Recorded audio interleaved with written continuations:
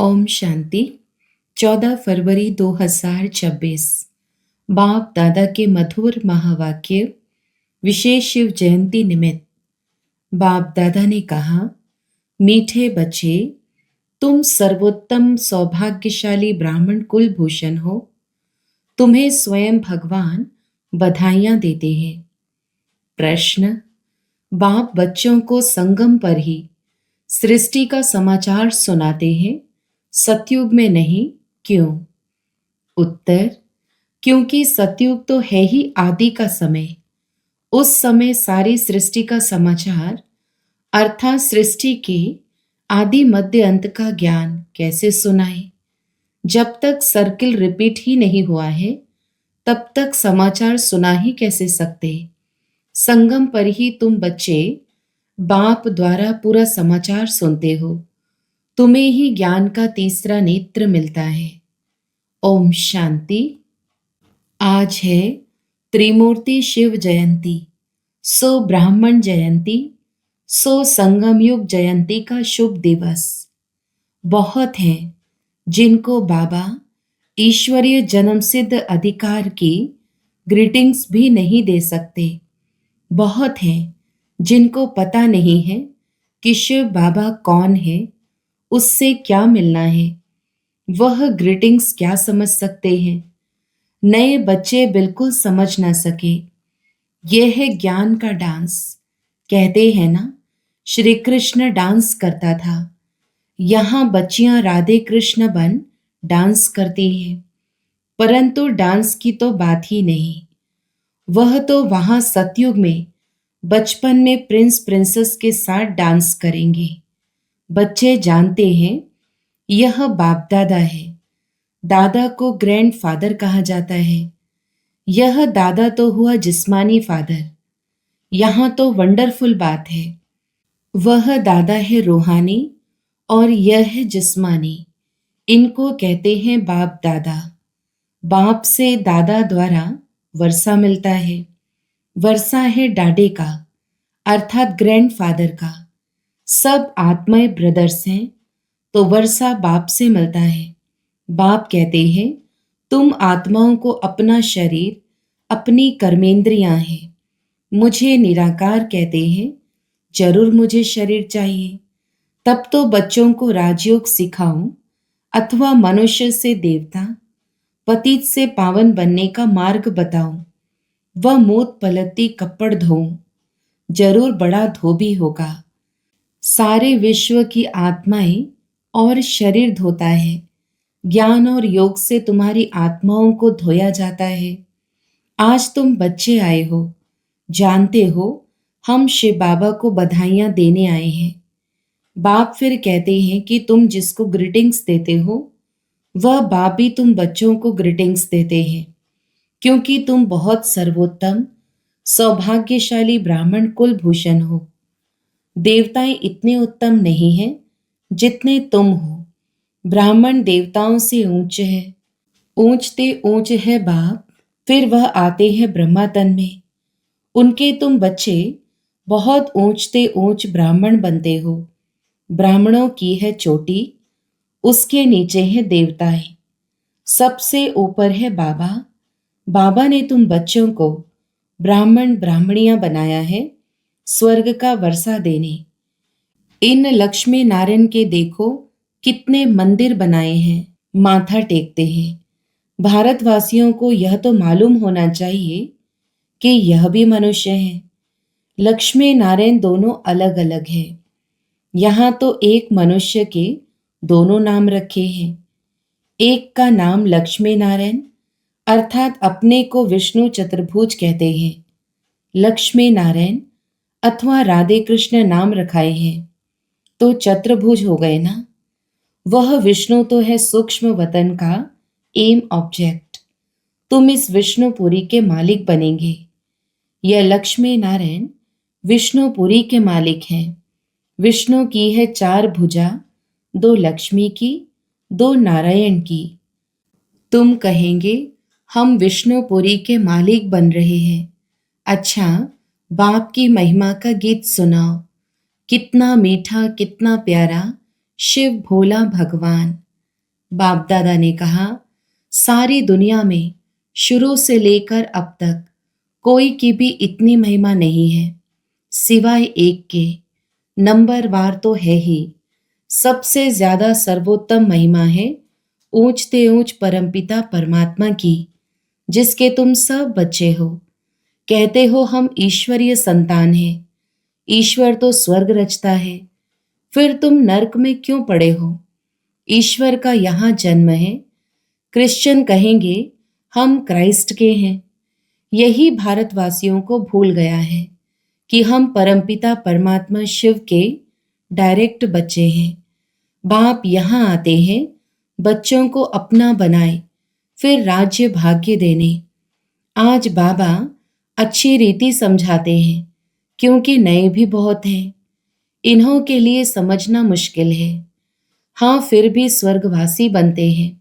स्वर्ग में सूर्यवंशी राजा रानी भी हैं, दास दासियां भी हैं, प्रजा भी होती है। उनमें कोई गरीब, कोई साहूकार होते हैं। उनकी भी दास दासियां होती हैं। सारी राजधानी यहाँ स्थापन हो रही है। यह तो और कोई को मालूम नहीं है। सबकी आत्मा तमो प्रधान है। ज्ञान का तीसरा नेत्र कोई को है नहीं। बाप दादा के सामने गीत बजा। बाप दादा ने कहा, अभी बाप की महिमा सुनी। वह है सबका बाप। भगवान को बाप कहते हैं, बेहद का सुख देने वाला पिता। यही भारत है जिसमें बेहद का सुख था।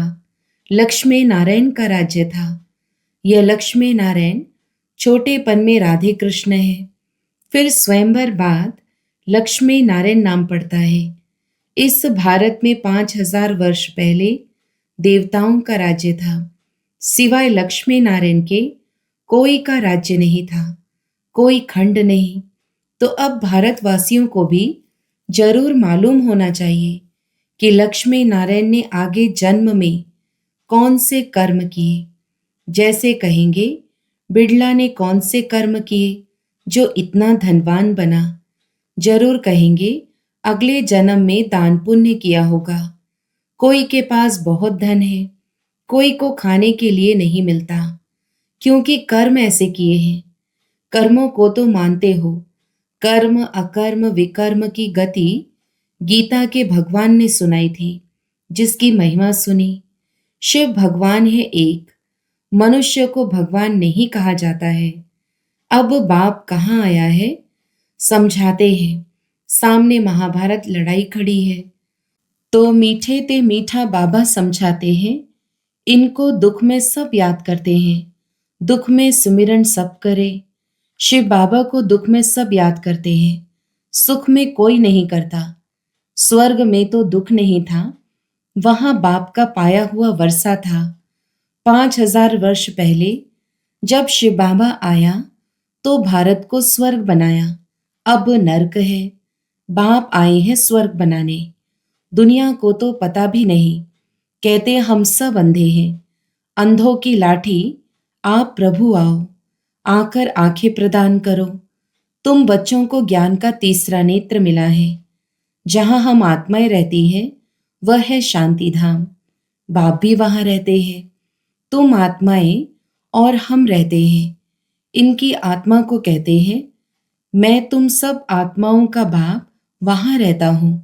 तुम पुनर्जन्म का पार्ट बजाते हो, मैं नहीं बजाता हूं। तुम विश्व के मालिक बनते हो, मैं नहीं बनता हूं। तुमको 84 जन्म लेने पड़ते हैं। तुमको समझाया था कि हे बच्चे, तुम अपने जन्मों को नहीं जानते हो। 84 लाख जन्म कहते हैं, यह झूठी बातें हैं। मैं ज्ञान का सागर पतित पावन हूं। मैं आता तब हूं जब सब पतित हैं, तब ही आकर सृष्टि के आदि मध्य अंत का राज समझाए त्रिकालदर्शी बनाता हूं। बहुत पूछते हैं, पहले पहले मनुष्य कैसे रचे, भगवान ने सृष्टि कैसे रची। एक शास्त्र में भी दिखाते हैं। प्रलय हुई, फिर सागर में पीपल के पत्ते पर बच्चा श्री कृष्ण आया। बाप कहते हैं, ऐसी कोई बात नहीं, यह बेहद का ड्रामा है। दिन है सत्युग त्रेता, रात है द्वापर कलयुग। बच्चे बाप को बधाइयां देते हैं। बाप कहते हैं तत्वम। तुम भी 100% दुर्भाग्यशाली से 100% सौभाग्यशाली बनते हो। तुम भारतवासी वह थे, परंतु तुमको पता नहीं है। बाप आकर बताते हैं। तुम अपने जन्मों को नहीं जानते हो। मैं आकर बताता हूँ, तुमने 84 जन्म लिए हैं। बाप तुमको संगम पर सारे सृष्टि का समाचार सुनाते हैं। सतयुग में थोड़ी सुनाएंगे। जिस समय सृष्टि की आदि मध्य अंत हो ही नहीं, तो उसका समाचार कैसे समझाएं? मैं आता हूं अंत में, कल्प के संगम युगे। शास्त्रों में लिखा है, युगे युगे। श्री कृष्ण भगवानुवाच गीता में लिख दिया है।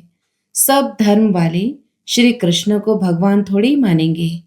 भगवान तो निराकार है ना। वह है सब आत्माओं का बाप। बाप से वर्षा मिलता है। तुम सब आत्माएं भाई भाई हो। परमात्मा को सर्वव्यापी कहने से तो फादरहुड हो जाता है। फादर को कभी वर्षा मिलता है क्या? वर्षा बच्चों को मिलता है। तुम आत्माएं सब बच्चे हो। बाप का वर्षा जरूर चाहिए। हद के वर्षे से तुम राजी नहीं होते हो, इसलिए पुकारते हो। तुम्हारी कृपा से सुख घनेरे मिले थे, अब फिर रावण द्वारा दुख मिलने से पुकारने लगे हो। सबकी आत्माएं पुकारती हैं, क्योंकि इनको दुख है, इसलिए याद करती हैं। बाबा आकर सुख दो। अभी इस ज्ञान से स्वर्ग के मालिक बनते हो। तुम्हारी सद्गति होती है, इसलिए गाया जाता है, सर्व का सद्गति दाता एक बाप। अभी सब दुर्गति में है, फिर सर्व की सद्गति होती है। जब लक्ष्मी नारायण का राज्य था, तो तुम स्वर्ग में थे, बाकी सब मुक्तिधाम में थे। अब हम बाप द्वारा राजयोग सीखते हैं। बाप कहते हैं, कल्प के संगम पर मैं तुमको पढ़ाता हूँ, मनुष्य से देवता बनाता हूँ। अभी तुम बच्चों को सारा राज समझाता हूँ।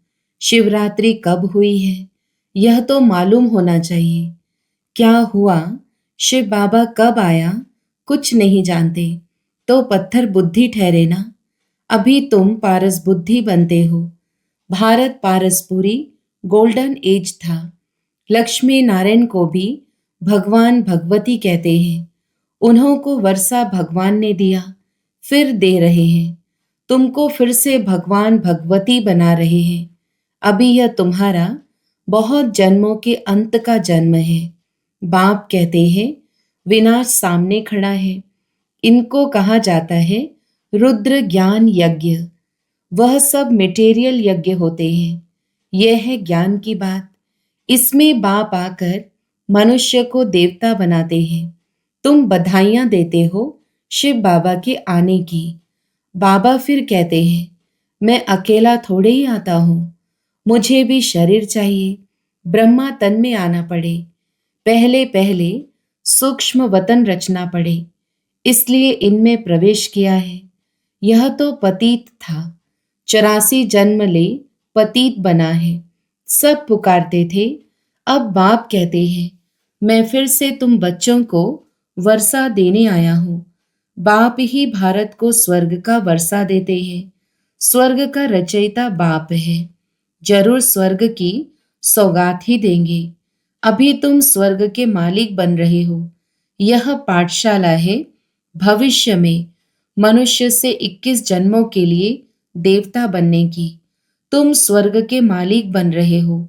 21 पीढ़ी तुम सुख पाते हो। वहां अकाले मृत्यु होती नहीं। जब शरीर की आयु पूरी होती है, तब साक्षात्कार हो जाता है। एक शरीर छोड़ दूसरा लेते हैं।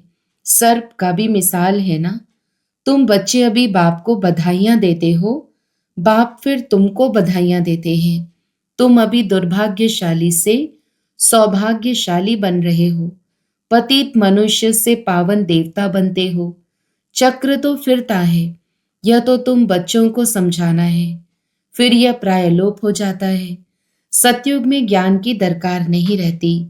अभी तुम दुर्गति में हो, तब इस ज्ञान से सद्गति मिलती है। बाप ही आकर स्वर्ग की स्थापना करते हैं। सर्व का सतगुरु एक ही है। बाकी भक्ति मार्ग के कर्म कांड से कोई की सद्गति नहीं होती। सबको सीढ़ी नीचे उतरना ही है। भारत सतो प्रधान था, फिर 84 जन्म लेने पड़े, फिर अब तुमको चढ़ना है। मुक्ति धाम अपने घर जाना है। अब नाटक पूरा होता है। यह पुरानी दुनिया खत्म हो जाएगी। भारत को अविनाशी खंड कहा जाता है। बाप का जन्म स्थान कब खत्म नहीं होता। तुम शांति धाम में जाकर फिर आएंगे, आकर राज्य करेंगे। पावन और पतित भारत में ही होते हैं। 84 जन्म लेते लेते पतित बने हो, योगी से भोगी बने हो। यह है रौरव नर्क, महान दुख का समय है। अभी तो बहुत दुख आने का है। खूने नाहिक खेल है। बैठे बैठे बॉम्ब्स गिरेंगे। तुमने क्या गुनाह किया? नाहिक सबका विनाश हो जाएगा। विनाश का साक्षात्कार तो बच्चों ने किया है। अब तुम सृष्टि चक्र का ज्ञान जान गए हो। तुम्हारे पास ज्ञान की तलवार, ज्ञान खड्ग है। तुम हो ब्रह्मा की मुख्य वंशावली ब्राह्मण। प्रजापिता भी बाबा है। कल पहले भी इसने मुख्य वंशावली पैदा की थी। बाप कहते हैं, मैं कल्प कल्प आता हूँ, इसमें प्रवेश कर तुमको मुख्य वंशावली बनाता हूँ। ब्रह्मा के द्वारा स्वर्ग की स्थापना कराता हूँ। स्वर्ग में तो भविष्य में ही जाएंगे। छीछी दुनिया तो खत्म होनी चाहिए। बेहद का बाप आते ही हैं नई दुनिया रचने। बाप कहते हैं, मैं तुम बच्चों के लिए हथेली पर बहिश्त ले आया हूँ। तुमको कोई भी तकलीफ नहीं देता हूँ। तुम सब द्रौपदियाँ हो। अच्छा, मीठे मीठे सिकी लधे बच्चों प्रति माता पिता बाप दादा का याद प्यार और गुड मॉर्निंग। रूहानी बाप की रूहानी बच्चों को नमस्ते। हम रूहानी बच्चों के भी रूहानी माता पिता बाप दादा को याद प्यार, गुड मॉर्निंग और नमस्ते। धारणा के लिए मुख्य सार। पहला, देवताओं से भी ऊंच हम सर्वोत्तम ब्राह्मण हैं। इस रूहानी नशे में रहना है। ज्ञान और योग से आत्मा को स्वच्छ बनाना है। दूसरा, सबको शिव बाबा के अवतरण की बधाइयां देनी है।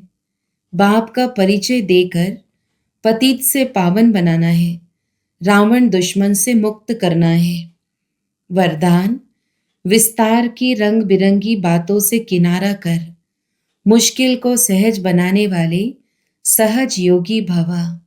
विस्तार, जब बाप को देखने के बजाय बातों को देखने लग जाते हो तो कई क्वेश्चंस उत्पन्न होते हैं और सहज बात भी मुश्किल अनुभव होने लगती है, क्योंकि बातें हैं वृक्ष और बाप है बीज।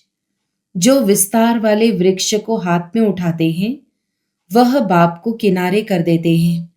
फिर विस्तार एक जाल बन जाता है जिसमें फंसते जाते हैं। बातों के विस्तार में रंग बिरंगी बातें होती हैं जो अपनी ओर आकर्षित कर लेती हैं। इसलिए बीज रूप बाप की याद से बिंदी लगाकर उससे किनारा कर लो तो सहज योगी बन जाएंगे। स्लोगन, मैं और मेरेपन की अलाय को समाप्त करना ही रियल गोल्ड बनना है। अव्यक्त इशारे, एकता और विश्वास की विशेषता द्वारा सफलता संपन्न बनो।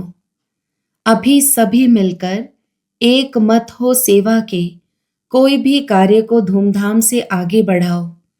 हर ब्राह्मण आत्मा के सहयोग से, शुभ कामनाओं, शुभ भावनाओं से सेवाओं की धूम मचाओ।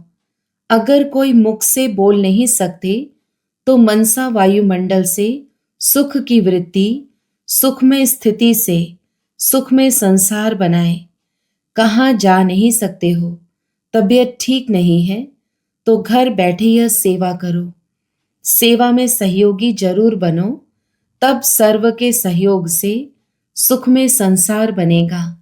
अच्छा, ओम शांति।